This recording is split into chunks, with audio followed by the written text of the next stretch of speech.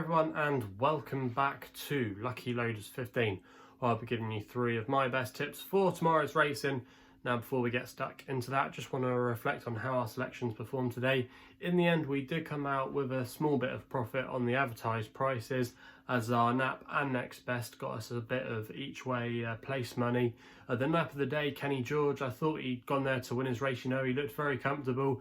Sean Houlihan gave him a lovely ride and he performed really nicely, but in the end the favourite just wouldn't give up and in the end just outstayed our horse going up the Fontwell Hill. So that was a little bit frustrating there, but we did advertise him at 13-2 each way, and there are quarter odds available with the each way terms, as there were 4 places on offer for the race. So that was a nice little bit of a return there, but unfortunately he couldn't go and win. The next best of the day was Misty Whiskey at Sandown in the Grade 2 Mares Novice Hurdle there.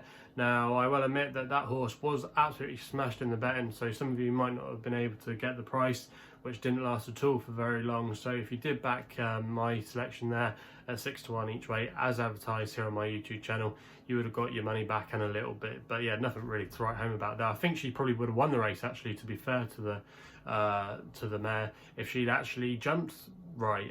She was very disappointing at quite a few of her obstacles. She was very slow and she was at some of them overreaching. She really lacked that fluency today from her jumping, and it really let her down because she did keep responding and rallying for pressure, you know. So yeah, that one I think got away from us today. And then the other selection, we just put him up as a 0.5 win bet. That was Young Turk. He ran well for a long way, he jumped really nicely, but in the end he just got tired.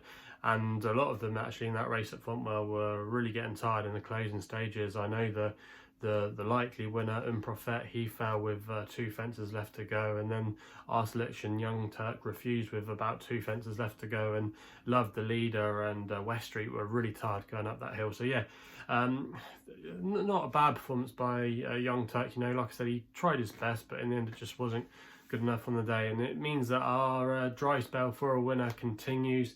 A little bit frustrating there. Obviously we had a good start to February, but like I said, the last week or so it has been quite frustrating. We've had a few near misses, especially today. I think that's the closest we've come for a little while. So hopefully we can turn the form around and turn some of those placed efforts into some winners for tomorrow's racing. And I've got 3 tips for tomorrow's racing, and we're going to be going to Fakenham for the first one of them, where my nap is going to be running in the 142 with a horse called Blame the Game for Tom Cannon and Chris Gordon. Now Chris Gordon wouldn't send too many runners to Fakenham, but he's been doing it a little bit this season and he's had some good success. I remember him sending a nice horse called 2 Minutes Turkish there, and he sent a couple of other horses there, but this horse, Blame the Game, I think has got a really good chance for him tomorrow. You can currently back the horse at the time recording of 15-8. That was just before 5 o'clock on Thursday evening, and this horse, Blame the Game, I think is well treated off a mark of 115. Now if you go back through his form, he finished 3rd on his debut at Fontwell over hurdles, where he bumped into a couple of nice horses there, including the likes of 50 Bull, who you have to say does have a bit of a chance at the weekend in the Betfair hurdle, and a lot of his form has been working out quite nicely. He then went on, our horse Blame the Game, to win on his next start at Plumpton, where he was an easy winner that day, and then he ran a really respectable race at Ascot behind Morning Spirit, who's got a rating of 126. That was in testing conditions at Ascot over 3 miles, and he's going to be thrown with the same kind of conditions really tomorrow. Same distance, it'll be testing conditions at Fakenham. There's just a lot in his favour tomorrow. He's had a nice little bit of a break as well to get over that race at Ascot, so he ticks a lot of boxes for this race tomorrow. Probably his biggest danger is the Evan Williams horse, but I'll be a little bit concerned about him getting the trip despite Fakenham being a sharp kind of speeders track. But I think Blame the Game, there's a lot to like about his chances tomorrow, and I still think he might have a few pounds in hand off his mark. And Chris Gordon's team have been going very well this season. Like I always go on about their stable, they're one of my local trainers and I always keep an eye out for his horses, and I know that they quite like this fella. So I think Blame the Game tomorrow at 15-8. I think he could be easily shorter come post time, and that's why he's going to be my nap of the day. I'm just going to recommend a 1-point win bet there in the 142 at Fakenham. We then go to the Scottish Borders venue at Kelso in the 250 with my next best of the day, where I'm going with Duke de Grissay here, if I can ever pronounce that horse's name correctly. You can currently back him at the time recording at 9-4, and I'm going to recommend a 1-point win bet here for champion jockey Brian Hughes, who's riding for Sandy Thompson. Now this horse Looked like he was going to go very close in the Borders National last time out at Kelso when he unseated his rider. He was travelling really strongly, and yeah, like I said, he just unseated his rider when he was really posing a big threat to go and win the race. He was actually a well-backed favourite for that race. He ran about 5-2, a lot of market confidence behind him, but I think you can put a line through that run. And if you actually look at his profile overall, he's still unexposed and could still have quite a bit more to come. He was raised, like I said, £8 by a handicapper for that run at Kelso. Despite not finishing, he was raised £8 to a mark of 126. But I do think that is a workable mark for him. He ran a respectable race in the Durham National at Sedgefield when he finished 4th on his seasonal reappearance. So he has run not too badly so far this season, despite, like I said, he fell last time out. But if you go back through some of his form last season, he was an improver. He actually won a novice chase here back at the course last season over the course and distance, so we know he handles the track, we know he stays, and also as well he can handle conditions. With Brian Hughes, but tomorrow he's going to be carrying a nice low racing weight, and despite there being a couple of Southern Raiders in here, I know Harry Skelton is sending a few horses up to Kelso tomorrow. I think Duke de Grissay has a really good chance, and I think he could be a little bit shorter come post time tomorrow again.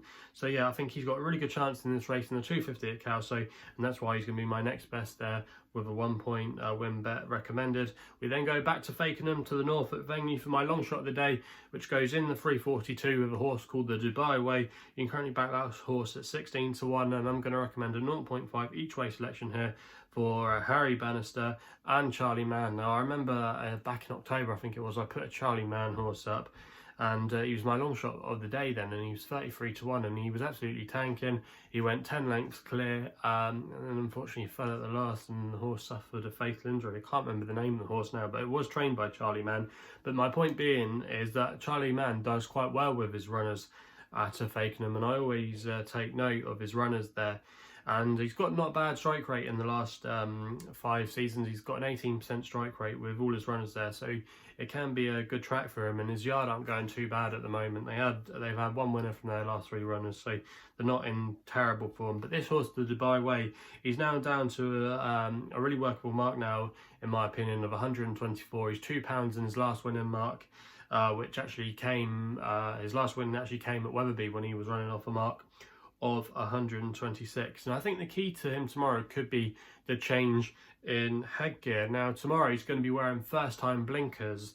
Now when he was previously with Harry Whittington, no headgear was tried with him, but then when he transferred to Charlie Mann's stable, Charlie Mann decided to put cheek pieces on him, and he reacted really well to it. And I just think this horse could be one of these types of horses that does react to something new in its environment, and particularly headgear. So I think that's a really interesting angle tomorrow. He's a horse that likes to get on with things, he likes to be handy, and that style of running can often pay dividends around Fakenham. I just think he's got a very good chance in this race tomorrow. I know the Laura Morgan horse, who was one of those horses that was trying to land a massive gamble last time out, is the favourite and is well in at the weights. But for me, I think that horse is far too short, and I'll be willing to take a chance here with an outsider. And yeah, I think there's a lot in his favour tomorrow, and I wouldn't be at all surprised if he could get involved. Forgive his last run at Ludlow, but if you go back through the form a couple of starts ago, he ran a respectable race at Sandown behind Dirt for the Village, who's ran not a bad race at Sandown this afternoon. He's been in action, and he's had a little bit of good form next to his name of late. So yeah, there's lots to like, I think, the Dubai Way tomorrow. Of running a good race, and I think 16-1 there, he represents a good bit of each way value, and that's why he's going to be my long shot of the day. I'm just going to recommend a 0.5 each way selection then. So quickly then run through the 3 tips for tomorrow's racing. In the 142 at Fakenham, Blame the Game is the nap of the day, 15-8, 1 point win only bet. In the 250 at Kelso, we go with Duke de Grissay, 9-4, 1 point win only bet as the next best of the day. And then in the 342 at Fakenham, the Dubai Way, 16-1, 0.5 each way bet as my long shot of the day. So that's all I got to say for my 3 tips for tomorrow's racing. If you're enjoying these videos, please remember to hit the thumbs up button and subscribe here to my YouTube channel at LuckyLoaders15. If you want to follow me on Twitter, that's the best place to do so on social media. My handle is at LuckyLoader15. And if you want to check out my website for a little bit more information about myself, my website address is www.chrisloaderracing.co.uk. So please gamble responsibly. Hopefully we can find some winners tomorrow, and we'll be seeing you soon.